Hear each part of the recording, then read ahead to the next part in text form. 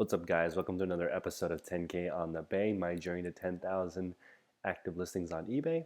Today, I want to share 8 productivity tips that I have learned from eBay so far. Especially this week, I've been working on eBay about 50 hours. Didn't have much time for other stuff, but I do want to get a consistent YouTube schedule, so I'll get onto that this week for you guys. But let's get into it. Tip number 1, keep the end in mind. I really do think that obstacles are things you see when you take your eyes off the goal. Don't forget what you're trying to build. It'll make other stuff seem less important. And my goal is to build a small resale business. I want to source, list, and sell around 500 to 1,000 items a week with a few helpers. That's the kind of business that I'm trying to build. That's the one I want. It's the ideal business model for me, and I'd like to keep it ideally within a small warehouse or just my house. So that's the end game for me. So I want to make sure I keep the end in mind. Number 2, I want to focus on being productive instead of busy. So this is Pareto's principle. I want to focus on the 20% of activities that yield the 80% highest results. And for me, that's basically going to be the 3 major ones, which is researching trends, listing, and sourcing, and constantly reviewing the items that produce the highest profit for the least amount of work and focusing on those items. So obviously it's not about only having 10,000 listings on eBay. I want to have a high sell-through rate also. And I'm just trying to actually max out the anchor store. It's not some arbitrary number. 10,000 items is the amount of free listings that are granted with the anchor store. So number 3, don't check email when you wake up or go to bed. This has been very great for me the last week. I've tried it. Checking email late at night will either give you insomnia, or you'll spend the most valuable part of your day, which is the beginning part, working on somebody else's agenda. Now, this is not a unique or original idea. Lots of productivity people talk about it. So I'm going to learn how to check email once or twice a day.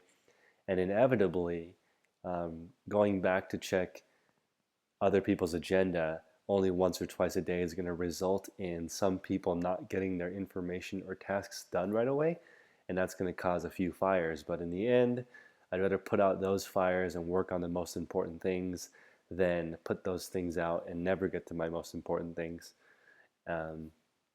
Not having my notifications on for any of my apps is also disorienting, but I think it's important. Overall, I am enjoying it more, and I think it will be a productive and beneficial part to my life. So number 4, I'm working on blocking and scheduling time to list, ship, do accounting, check email, social media, messages. And that way I can just let myself know that I'll have that time available later to get stuff done. And so it's not like I'm not checking social media, period. It's just that I have a scheduled time to do it, and I can just wait until then. Usually, if I don't check right away, I'll just forget about it, especially if I have something else to work on. So number 5 is set an alarm to actually clock out. I've been doing this on my phone whenever I'm going to go hang out with friends or watch a basketball game. I have to literally remind myself to stop thinking about work.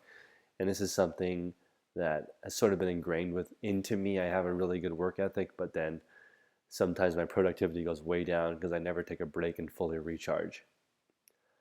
So number 6 is, it's very convenient for me to eat healthy right now. I've taken the time to learn how to prep certain meals that are easy to make. I have some prepared meals in case I don't have any time to work to get food.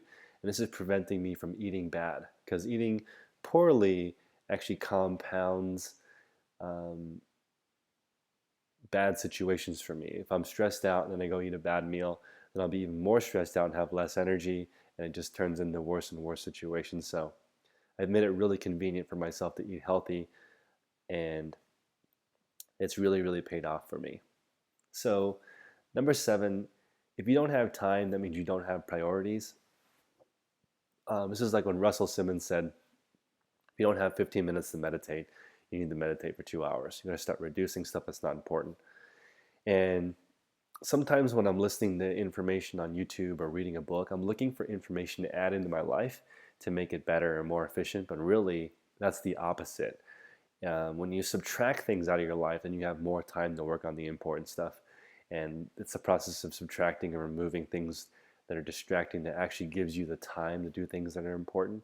So I'm really focusing on reducing, simplifying, and as much as variety is the spice of life, I actually think a lot of the problems in my life have been caused by too much variety.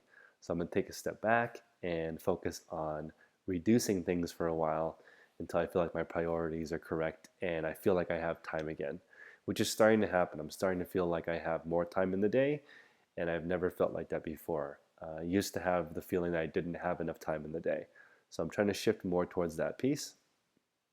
The eighth thing is that I'm starting to realize that the best things in life and the worst things in life are temporary, meaning that I have some wonderful relationships in my life, and knowing that they're going to end, eventually, like the people closest to me, this is a little bit morbid, but the people closest to me are going to die, or I'm going to die. So that's going to make it end. Father Time is undefeated, and so it's really put in the perspective for me what's important in life. There's not even enough time on earth to worry about the important things, let alone the not important things.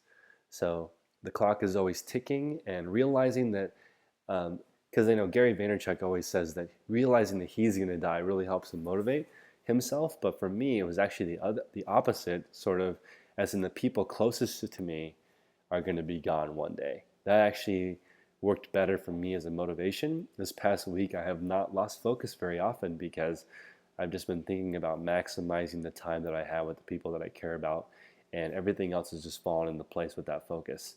So this is a little bit off the topic of eBay and reselling, but these simple thoughts have really helped me focus on my reselling, because ultimately it's going to make me financially free if I can create a small little business doing this, and that'll allow me the time and the resources to spend more time with the people that I love. So hope everyone's doing well. Please like and subscribe below, and email me at 10konthebay@gmail.com if you have any questions. Have a great one.